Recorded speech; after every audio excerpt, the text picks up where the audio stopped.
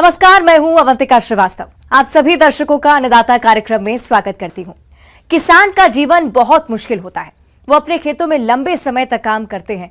उसका ध्यान सदैव फसल में ही लगा रहता है। अपनी कड़ी मेहनत की ताकत पर अपना जीवन व्यतीत करते हैं। और ऐसे ही किसानों की प्रगति के लिए हम खेती बाड़ी से जुड़ी हुई बहुत सी नई और लाभकारी जानकारियां हर रोज सुबह लेकर आते हैं। तो चलिए कार्यक्रम शुरू करते हैं। पहले देखते हैं क्या है आज के अन्नदाता में। विश्व पर्यावरण दिवस पर अन्नदाता की खास प्रस्तुति।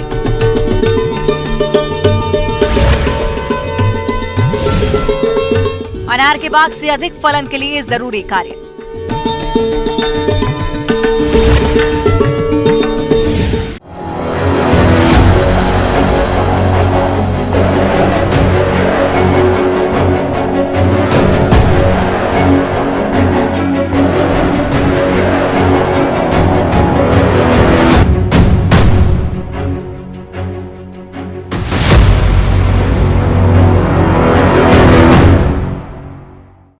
कृषि न केवल सामाजिक और आर्थिक विकास का एक महत्वपूर्ण हिस्सा है, बल्कि इसका एक महत्वपूर्ण पर्यावरणीय प्रभाव भी है। जलवायु परिवर्तन, वनों की कटाई, जैव विविधता की हानि, आनुवांशिक इंजीनियरिंग, सिंचाई की समस्याएं, प्रदूषण, मिट्टी का क्षरण, असंतुलित कीटनाशक और कवकनाशी समस्या और कृषि अपशिष्ट सभी उदाहरण हैं कि कृषि पर्यावरण के क्षरण में कैसे योगदान करती है। और ऐसे में हम कृषि प्रणाली में कुछ परिवर्तन कर कृषि को पर्यावरण के लिए हितकारी भी बना सकते हैं। आज विश्व पर्यावरण दिवस पर हम इसी से जुड़े तथ्यों पर चर्चा करेंगे। तो देखिए अन्नदाता की ये खास रिपोर्ट।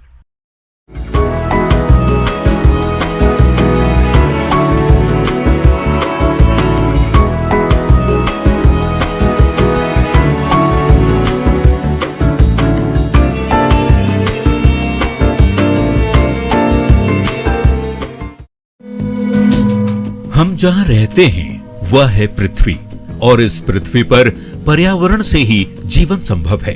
लेकिन आज हम जिस पर्यावरण में रह रहे हैं, इसमें सभी जीवों का पर्यावरण प्रदूषण के कारण जीवन अस्त व्यस्त है। ऐसे हालात में भी इसको गंभीरता से नहीं लिया जा रहा। इसलिए लोगों को पर्यावरण के प्रति जागरूक करने के लिए हर साल 5 जून को विश्व पर्यावरण दिवस मनाया जाता है।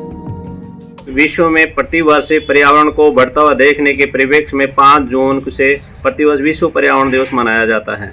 विश्व पर्यावरण दिवस की भावनाएं जागृत हुई क्योंकि पर्यावरण इतना दूषित हो चुका है, जिसके लिए सभी तरह के मानव इससे पीड़ित होते जा रहे हैं और सभी जीवों में इसका प्रभाव पड़ता जा रहा है। इसी को ध्यान के रखते हुए विश्व के सभी विकसित देशों ने ये निर्णय लिया कि क्यों न एक ऐसा दिवस मनाया जाए जिसके लिए कि पर्यावरण को प्रदूषित होने से बचाया जाए। इस दिवस को मनाने की घोषणा संयुक्त राष्ट्र ने पर्यावरण के प्रति जागरूकता लाने के लिए वर्ष 1972 में की थी। इसी चर्चा के दौरान विश्व पर्यावरण दिवस का सुझाव भी दिया गया और इसके 2 साल बाद यानी 5 जून 1974 में इसे मनाना भी शुरू कर दिया गया। इसमें हर साल 143 से भी अधिक देश भाग लेते हैं, जिसमें लोगों को पर्यावरण सुरक्षा के लिए नई थीम के साथ जागरूक किया जाता है और इसके लिए हर वर्ष अलग अलग थीम भी रखी जाती है। पर्यावरण का मुख्य रूप ये होता है कि जो अपने चारों तरफ वातावरण है उसको किस तरह से प्रदूषण होने से मुक्त किया जाए। इसीलिए इस वर्ष 2023 को प्लास्टिक से मुक्त पर्यावरण या प्लास्टिक से किस तरह से मुक्ति लिया जाए, इसी परिवेश को रखते हुए विश्व पर्यावरण उसका मुख्य थीम है। पृथ्वी पर पर्यावरण और जीवन का गहरा संबंध है।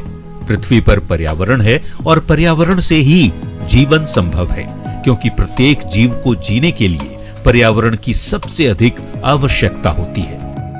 इसलिए पर्यावरण को प्रदूषित करने वाले कारणों की सबको जानकारी होना जरूरी है, ताकि पर्यावरण को प्रदूषित होने से बचाने के लिए जरूरी उपायों को अपनाया जा सके। अब ये अपन देखते हैं कि चारों तरफ जितना भी वातावरण है, पर्यावरण ही प्रदूषित हो जा रहा है, उसके अंदर अपन सभी जिम्मेदार हैं। जिस प्रकार से हम कृषि की दृष्टि से देखें तो पेड़ पौधों की अंधाधुंध कटाई होती जा रही है, जिसके कारण सारा वातावरण बिगड़ता जा रहा है। इसीलिए सभी को, जितने भी लोग बाग हैं, उनको हम ये संदेश देना चाहेंगे कि कम से कम प्रतिवर्ष 5 पेड़ लगाए जाएं, क्योंकि वातावरण जब ही ठीक हो सकता है जो भी अपन पेड़ पौधे लगाएंगे, सभी गली मोहल्ले या खेतों के अंदर आप जा करके देखोगे कि कार्बन का अवशोषण का मुख्य स्रोत पेड़ पौधे ही हैं। एक परिवेश में अब कृषि के रूप में देखें तो खेती के अंदर अंधाधुंध पेस्टिसाइड का यूज किया जा रहा है, जिसका पानी के साथ साथ वातावरण में भी प्रदूषण फैल रहा है। अपन देखते हैं कि ज़मीन के अंदर आज किसान अंधाधुंध पेस्टिसाइड का यूज कर रहा है, जो ज़मीन के अंदर जाएंगी, ज़मीन के अंदर जाके ज़मीन को तो दूषित करती हैं, इसके साथ साथ वातावरण के अंदर भी प्रदूषित करती जा रही हैं। ज़मीन में जो डालेंगे वो पेड़ पौधों को मिलेगी, पेड़ पौधों के अंदर जो भी प्रोडक्ट होंगे वो पशु खाएंगे या आदमी खाएंगे या अन्य जीव खाएंगे, जिसके उनके शारीरिक स्ट्रक्चर के अंदर आजकल जितनी भी भयंकर बीमारियां हो रही हैं, जैसे ब्लड प्रेशर मान लो आप, या हार्ट अटैक मान लो, कैंसर जैसी भयानक बीमारियां ये प्रदूषण का ही कारण होती जा रही है। बढ़ती हुई जनसंख्या की खाद्यान्न आपूर्ति के लिए फसलों का उत्पादन बढ़ाने के लिए आवश्यक है कि हमारे देश की मिट्टी, जल, वातावरण स्वच्छ और सुरक्षित रहे, क्योंकि अपने देश की 60% जनसंख्या कृषि पर निर्भर रहकर आज के समय में खाद्यान्न का भरपूर उत्पादन कर रही है। लेकिन इस खाद्यान्न को लेने के लिए जिस तरह अनावश्यक अधिक मात्रा में रासायनिक उर्वरकों और पेस्टिसाइड दवा का फसलों पर अंधाधुंध प्रयोग कर रहे हैं, जिससे पर्यावरण को काफी नुकसान पहुंच रहा है और प्राकृतिक संसाधनों में भारी गिरावट आ रही है, जिससे खेती करने योग्य जमीन खराब हो रही है। और दूसरी ओर कृषि में रसायनों के हानिकारक प्रभाव से फसल अवशेषों को जलाने, पशुपालन और खेती से उत्सर्जित पदार्थों से ग्रीन हाउस गैसों जैसे methane, carbon dioxide, nitrate oxide का उत्सर्जन हो रहा है, जिसका मानव और जीव जंतुओं पर असर पड़ रहा है। और दूसरी तरफ हमारी कृषि पारिस्थितिकी को काफी नुकसान पहुंच रहा है, जिससे हमारी खाद्य सुरक्षा भी खतरे में पड़ सकती है। इसलिए पर्यावरण की सुरक्षा के लिए हमें जागरूक होना पड़ेगा। इसके लिए सबसे पहले वातावरण में आ रही इन विनाशकारी गैसों के उत्सर्जन में कमी की जाए और इन गैसों के सबसे बड़े उपभोक्ता हरे पौधों की अधिकता बढ़ानी होगी, क्योंकि हमारे देश में जहां 33% वन क्षेत्र रहने चाहिए, वहां पर मात्र 24% वन क्षेत्र ही रह गए हैं। इसलिए किसान भाइयों, पौधों की संख्या बढ़ाने के लिए हमें सामाजिक वानिकी को अपनाना होगा, जिसके अंतर्गत जिन भूमियों पर खेती नहीं की जा रही वहां पर वृक्षारोपण किया जाए, सड़कों के किनारे भी वृक्षारोपण किया जाए, और ये प्रयास हमें सामूहिक स्तर पर करने चाहिए। इसके अलावा खेती योग्य भूमि पर कृषि फसलों के साथ वानिकी और फल वृक्षों का रोपण व्यापक स्तर पर किया जाए। आज देखा जा रहा है कि शहरों सहित गांवों में भी पानी दूषित होता जा रहा है, जिसकी वजह कारखाने तो हैं ही, कृषि में बढ़ते रसायनों का भी बड़ा योगदान है। इसलिए रसायनों पर निर्भरता कम करते हुए जैविक खेती पर जोर देना होगा। समेकित कृषि का भी पर्यावरण संतुलन में विशेष योगदान होता है, इसलिए किसान इसे जरूर अपनाएं। कल कारखानों से निकलने वाले धुएं और अपशिष्ट पदार्थों को नदी नालों में बहने से रोकना है, ताकि पर्यावरण और पानी को दूषित होने से बचाया जा सके। और हर साल प्रत्येक व्यक्ति को एक जिम्मेदार नागरिक होने के नाते एक वृक्ष जरूर लगाना चाहिए, तभी हम अपनी इस धरा को सुरक्षित और हरा भरा रख पाएंगे, और तभी हमारा पर्यावरण दिवस मनाने का उद्देश्य भी पूरा हो पाएगा। इसलिए सभी से निवेदन है कि ज़्यादा से ज़्यादा प्लांटेशन करें। साथ ही कागज़ बन रहे हैं, कुछ और भी प्रोडक्ट बन रहे हैं प्लास्टिक से जो बन रहे हैं, उनको दूर हटाया जाए, उसकी जगह कागज़ निर्मित चीज़ें की जाएं। कागज़ निर्मित में भी विशेष रूप से ये ध्यान देना पड़ेगा कि जो प्रोडक्ट अपने को कागज़ का बन चुका है उसको रिसाइकिल करके दोबारा प्लास्टिक की थैलियाँ, पन्नियाँ, ये जो भी चीज़ बना सके तो प्लास्टिक को हटा करके और कागज़ पे ध्यान दिया जाए। और साथ ही साथ मैं सभी से ये भी निवेदन करूँगा कि जो बाज़ार में मार्केट में जाते हैं, जो अपने जो पुराने कपड़े होते हैं उनकी थैलियाँ बनाई जाए। इन थैलियों को लेकर के अपना सामान लाने में प्लास्टिक की बजाय इनका यूज किया जाए, जिससे कि अपन वातावरण को बचाने में सहयोग करेंगे। धन्यवाद। किसान भाइयों, अभी तक आपने खेती से जुड़े हुए कुछ उपयोगी जानकारियां देखी। अब लेते हैं एक छोटा सा ब्रेक, जल्दी लौटेंगे और कार्यक्रम में आगे भी हैं खेती बाड़ी से जुड़ी महत्वपूर्ण जानकारियां, तो बने रहिए हमारे साथ।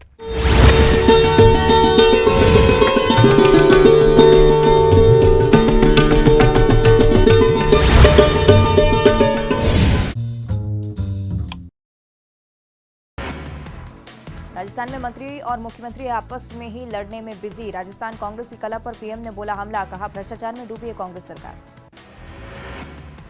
मोदी कैबिनेट की अहम बैठक, अन्न भंडारण योजना को मिली मंजूरी, विश्व की सबसे बड़ी होगी योजना। मोदी कैबिनेट के फैसले को लेकर अनुराग ठाकुर ने प्रेस को किया संबोधित, अन्न भंडारण योजना की दी जानकारी, बोले भारत विश्व में अनाज के सबसे बड़े उत्पादकों में से एक। पूर्व केंद्रीय मंत्री मुख्तार अब्बास नकवी ने राहुल गांधी पर साधा निशाना, गांधी परिवार को बताया घमंडी घराना, बोले भारत की दुनिया में धमक बढ़ने से होती है दिक्कत। ब्रिजभूषण शरण सिंह मामले में सौंपी जाएगी स्टेटस।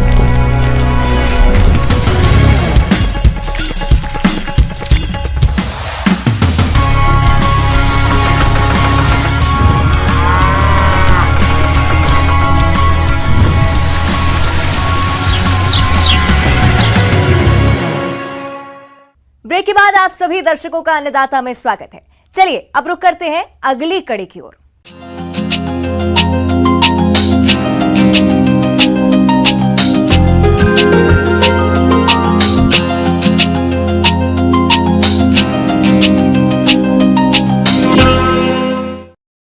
किसान भाइयों, अनार एक ऐसी बागवानी फसल है जिसे एक बार लगाने पर कई सालों तक फल मिलते रहते हैं। अनार को सबसे ज्यादा स्वास्थ्यवर्धक और पोषक तत्वों से भरपूर फल माना जाता है। तो जिन किसानों ने अनार के बाग लगाए हैं और उनसे अधिक उत्पादन लेना चाहते हैं, तो इसके लिए कौन कौन से जरूरी कार्यों को करें, इसकी पूरी जानकारी लेते हैं जवाहरलाल नेहरू कृषि विश्वविद्यालय जबलपुर के डॉक्टर S.K. पांडे से।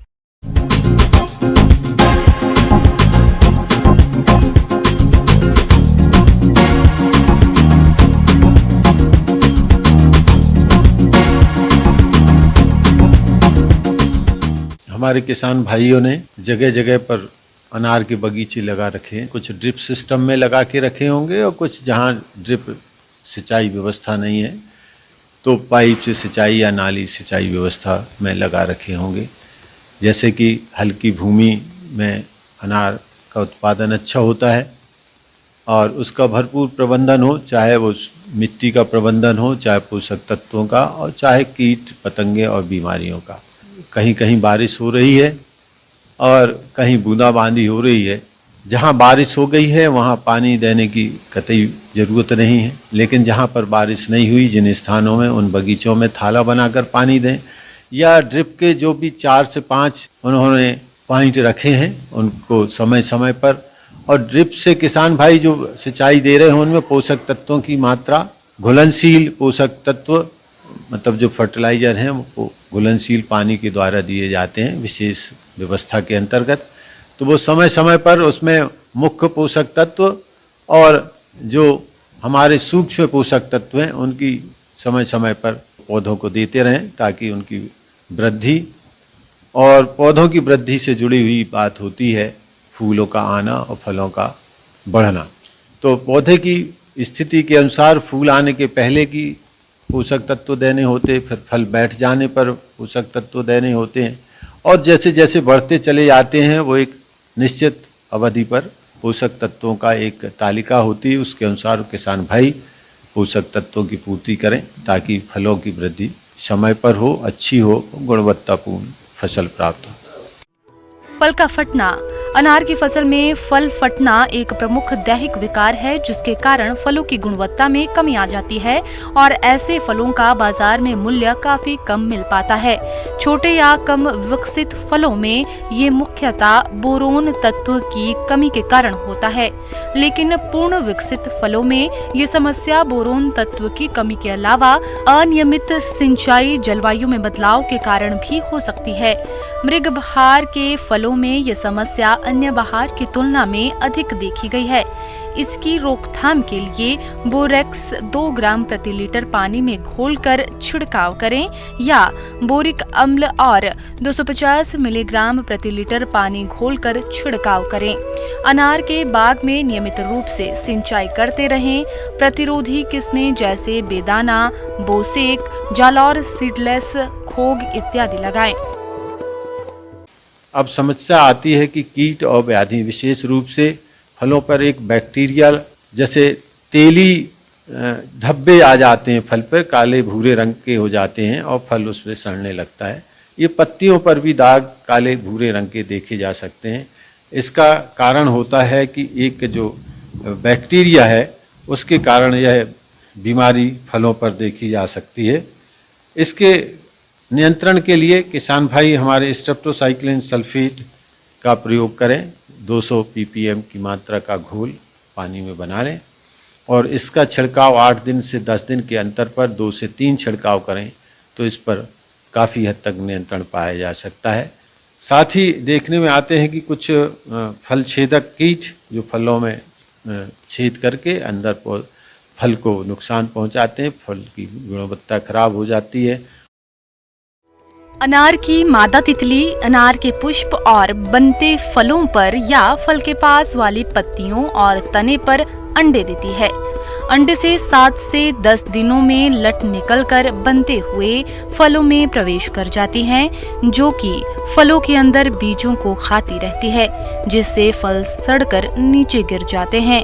इनकी रोकथाम के लिए ग्रसित फलों को इकट्ठा कर नष्ट कर दें या फिर इन्हें जला दें। अधिक कीटों का प्रकोप होने पर इंडोस्कार्ब दवा आधा मिलीलीटर या स्पाइनोसाइड 45 SC दवा आधा मिलीलीटर प्रति लीटर पानी में घोल बनाकर फूल तथा फल बनते समय छिड़काव करें और ये 15 से 20 दिन के अंतराल पर पुनः दोहराएं। इसके अलावा कीट और रोग व्याधियों से बचने के लिए बाग का नियमित निरीक्षण करें। बाग में उग रहे खरपतवारों को समय समय पर निकालते रहें। रोग एवं कीट ग्रसित शाखा को काट कर जला दें। इस प्रकार अनार के बाग कीट और रोग मुक्त रहेंगे और अच्छी पैदावार होगी। तो किसान भाई इस तरह से जो उत्पादन है हमारा अनार का उसको बढ़ा सकते हैं और गुणवत्तापूर्ण फसल प्राप्त कर सकते हैं। आगे और भी है खेती बाड़ी से जुड़ी हुई बहुत सी रोचक जानकारियां, पर यहां पर रुकेंगे एक और छोटी सी ब्रेक के लिए। जल्द हाजिर होते हैं।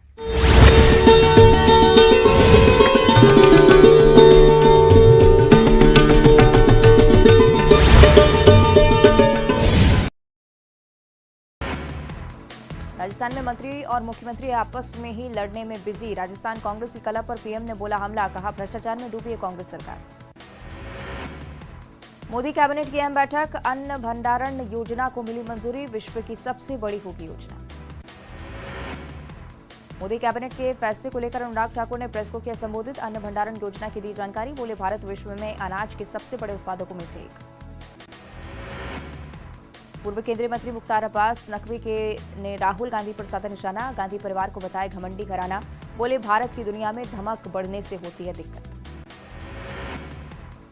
ब्रिजभूषण शरण सिंह मामले में सौंपी जाएगी स्टेटस रिपोर्ट, यौन उत्पीड़न के नहीं मिले।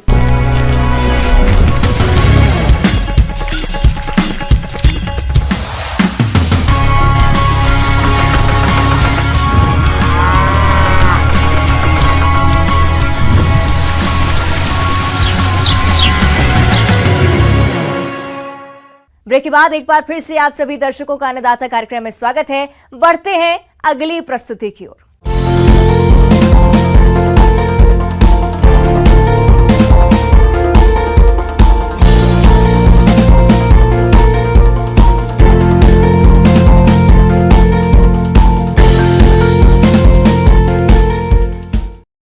तसर रेशम कीट पालन से जुड़े किसानों के लिए गर्मी का महीना बड़ा ही महत्वपूर्ण होता है। किसान इस गर्मी के महीने में अगर अपने तसर कीटों के खाद्य पौधों के कटाई छटाई बीजागार में कोकून की सही तरीके से देखरेख और प्रबंधन करेंगे तो उन्हें अधिक और अच्छा उत्पादन का लाभ मिल सकेगा। तो चलिए इसके बारे में जानते हैं कृषि वैज्ञानिक डॉक्टर JP पांडे से।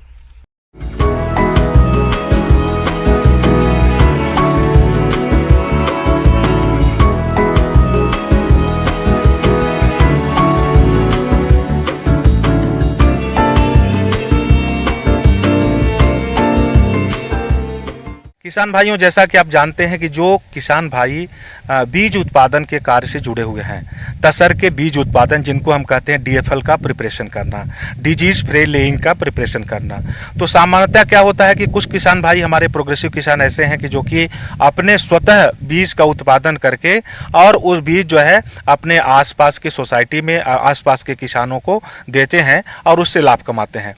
ऐसे किसानों के लिए हमारे लिए मई जून के महीने में हमारा संदेश यह है है कि सबसे पहले क्या करें कि जो कोसा उन लोगों ने अपने बीजागार में टांगा हुआ है उसको उतार करके उसको कोकून की सार्टिंग कर दें। ऐसे मृत और कमज़ोर कोसे जो हैं उसको अलग कर देंगे। सामान्यतः देखा गया है किसान भाइयों कि जब मई के महीने में हम सॉर्टिंग का काम करते हैं तो 10 से 15% कोसे मृत पाए जाते हैं।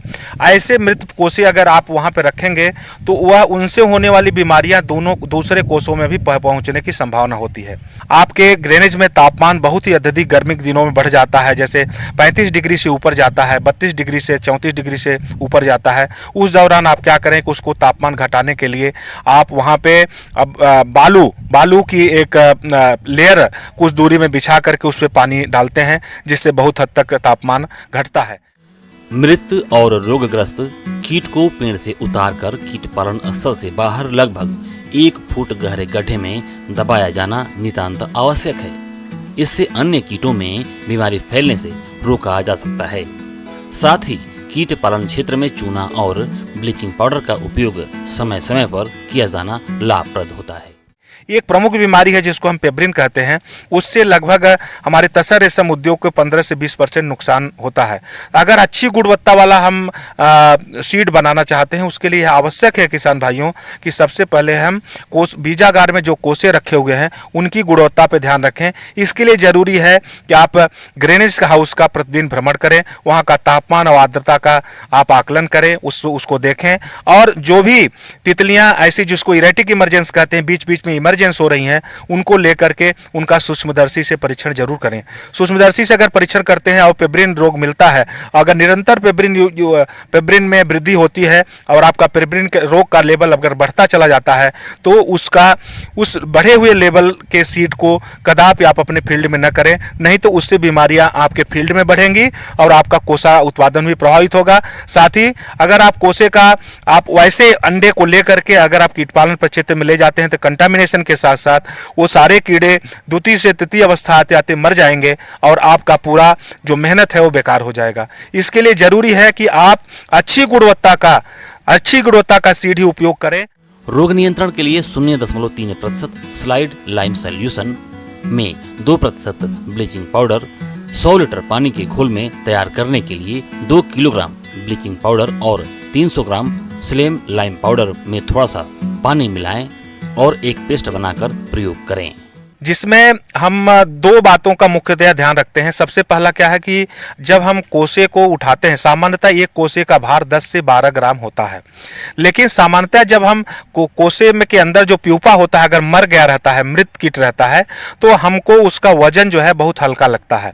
दूसरा एक है कि हमारा जो ऐसे कोसे जिनका कोसा बाहर से फ्लिमजी है, ऐसे कोसों को बाहर से देखने पे भी पिचका हुआ नजर आएगा और उसका जो कोसे की परत है बहुत ही कमजोर होगी। आप विजुअल एंड फील बेसिस से भी देख सकते हैं, आप टच करके भी देख सकते हैं। ऐसे कोसों को अलग कर देना है, क्योंकि उससे जो इमरजेंस भी अगर होगा, ऐसे कोसे जिसमें कोसा का भार बहुत कम है और साथ ही उसका फ्लिमजी कोकून जिसको कहते हैं, अगर उससे आप सीड बनाते हैं तो उसको आपको अच्छा सीड नहीं माना जाएगा। कीट की पहली अवस्था से तृतीय अवस्था तक विभिन्न कीड़े मकोड़े जैसे चिपरी, बर्रे, चींटियों आदि के द्वारा अधिक हानि होती है, जिसे रोकने के लिए उपयुक्त ऊंचाई के वृक्षों का चुनाव और कीट पालन से पहले ऐसे कीटों के स्थानों को नष्ट करना भी आवश्यक होता है। जैसा कि किसान भाई आपको बता रहे हैं कि जब कोसा के सॉर्टिंग का कार्य हम करते हैं तो उसमें हम 3-4 विधियों पे प्रमुखतया ध्यान देते हैं। सबसे पहला है कि हम कुछ कोसों को 100 कोसे की एक माला होती है, उसमें से 2 से 4 कोसों को हम ऊपर के जहाँ पे पेडंकल वाला पोर्शन होता है वहाँ से ब्लेड के द्वारा कट कर लेते हैं। कट करके देखते हैं अगर अगर प्यूपा हमारा लाइव है। लाइव प्यूपा का कैसे हम आकलन करते हैं कि उसमें अगर हम प्यूपा को ऊपर से लगभग 5 से 7 सेंटीमीटर के ऊंचाई से अगर हम नीचे गिराते हैं तो उस दौरान में एक मोमेंट होता है, उसके पोस्टीरियर पोर्शन में एक मोमेंट होता है, जिससे हम मान लेते हैं कि ये कोसा जो है ये मोमेंट हो रहा है। इसका मतलब ये कोसा काफी अच्छे तरीके का हमारा कोसा है और इसको हम कंटिन्यू कर सकते हैं।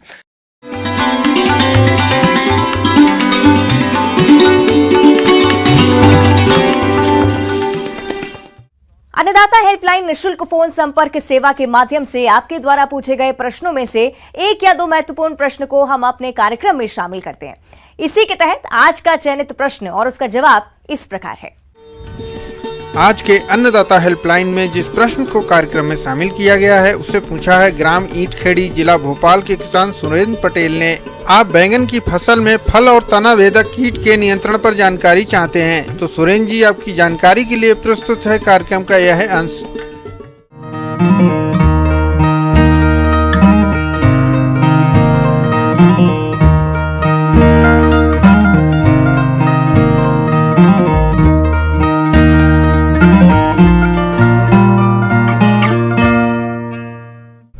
सब्जियों की खेती में बैगन एक महत्वपूर्ण फसल है। इसकी खेती बड़े पैमाने पर देश के लगभग सभी राज्यों में की जाती है। इसकी अच्छी खेती करने के लिए किसानों को मुख्यतः बीज मिट्टी का चयन के अलावा कीट और रोग से बचाव पर ध्यान देना होता है। किसान भाइयों, बैगन की फसल को सबसे अधिक नुकसान तना और फल छेदक कीट द्वारा पहुँचाया जाता है। इस कीट के व्यस्क का प्रकोप रोपाई के कुछ सप्ताह उपरांत ही हो जाता है और व्यस्क कीट पौधों पर अंडे दे देता है, जिसके बाद में उसके लार्वा निकलकर पौधे के तनों को बेधड़क नुकसान पहुंचाते हैं। मुरझाए झुके हुए तने का दिखाई देना इसके प्रमुख लक्षण हैं। इसके बाद कीट की इल्लियां फल में छेद करके उसके अंदर घुस जाती हैं और वह फलों के अंदर ही अंदर खाती रहती हैं, जिससे फल सड़ने लगता है और गुणवत्ता खराब होने लगती है। ऐसे में फलों को उचित बाजार भाव नहीं मिलने से किसानों को आर्थिक हानि का सामना करना पड़ता है। इसलिए समय रहते इसका नियंत्रण करना जरूरी होता है। बैगन की फसल में एकीकृत कीट प्रबंधन के लिए सबसे पहले कीट रोधी किस्मों का चयन करें। खरपतवारों का नियंत्रण कर खेत को साफ सुथरा रखें। जिस खेत में बैगन की फसल पिछले वर्ष ली हो उसमें बैगन फसल न लगाएं। बैगन की 2 कतारों के बाद एक कतार धनिया या सौंफ की लगाएं। रोपाई के 2 सप्ताह बाद फेरोमोन ट्रैप 4 से 5 प्रति एकड़ लगाना चाहिए। यदि आवश्यक लगे तो 10 से 12 फेरोमोन ट्रैप प्रति एकड़ 10-10 मीटर की दूरी पर लगाएं तथा ल्योर को 15 दिन उपरांत बदलते रहें। कीट ग्रसित कल्लों और फलों को काटकर खेत से हटाते रहें या गड्ढे में दबा दें। बैगन की फसल में ट्राइकोकोकार्ड जरूर लगाएं। कीट का प्रकोप आर्थिक क्षति स्तर से अधिक होने पर रासायनिक नियंत्रण के लिए एजाडिरिकेटिन 1% की 400 से 600 मिलीलीटर मात्रा को 400 लीटर पानी में घोलकर प्रति एकड़ छिड़काव करें। इसके अलावा इमामेक्टिन बेंजोएट 80 ग्राम को 200 लीटर पानी में मिलाकर प्रति एकड़ की दर से छिड़काव करने पर इस कीट का नियंत्रण आसानी से किया जा सकता है।